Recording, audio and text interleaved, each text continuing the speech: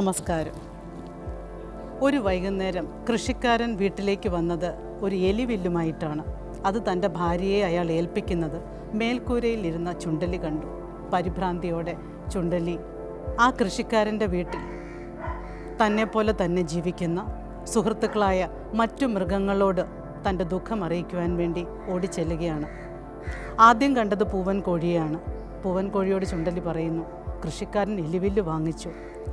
പൂവൻ കോഴിയാകട്ടെ താൻ ചികഞ്ഞുകൊണ്ടിരുന്നതിൽ നിന്ന് അല്പം പോലും ശ്രദ്ധ മാറ്റാതെ ചുണ്ടലിയോട് പറയുന്നു, അത് നിൻ്റെ കാര്യം, എനിക്ക് വേറെ പണിയുണ്ട്.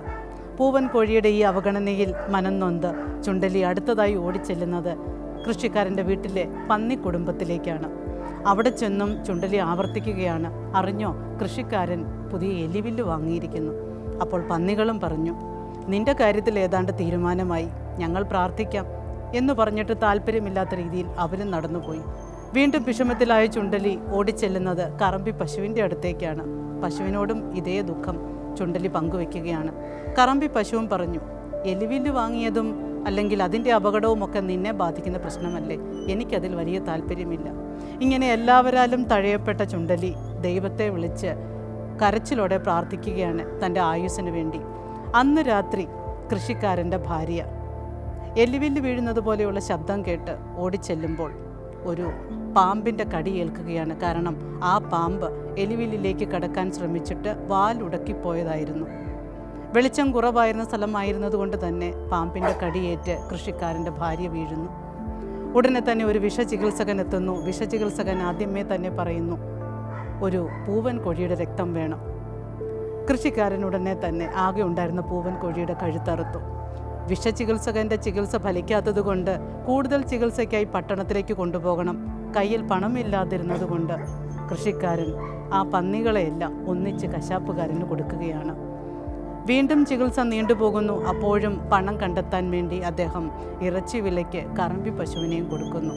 അപ്പോഴും നമ്മുടെ ചുണ്ടലി യാതൊരു വിധത്തിലുള്ള ആശങ്കകളുമില്ലാതെ മേൽക്കൂരയിൽ കൂടെ ഓടി നടക്കുന്നുണ്ടായിരുന്നു.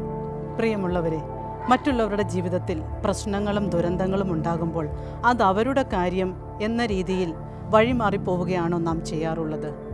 മറ്റുള്ളവരുടെ പ്രതിസന്ധികളെയും പ്രശ്നങ്ങളെയും ഒക്കെ കേൾക്കുമ്പോൾ അവർ അത് പരിഹരിക്കട്ടെ, അവരുടെ കാര്യത്തിൽ എന്തിന് ഇടപെടണം എന്നൊരു നിലപാടാണോ നമ്മൾ സാധാരണ സ്വീകരിക്കാറുള്ളത്?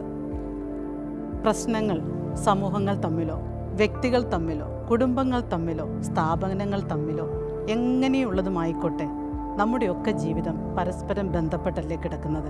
അപ്പോൾ നമുക്ക് മറ്റുള്ളവരെ മുഴുവനായും തള്ളിപ്പറഞ്ഞോ അവഗണിച്ചോ അവരെ തീരെ ശ്രദ്ധിക്കാതെയോ ജീവിക്കാൻ ഒരിക്കലും സാധ്യമല്ല.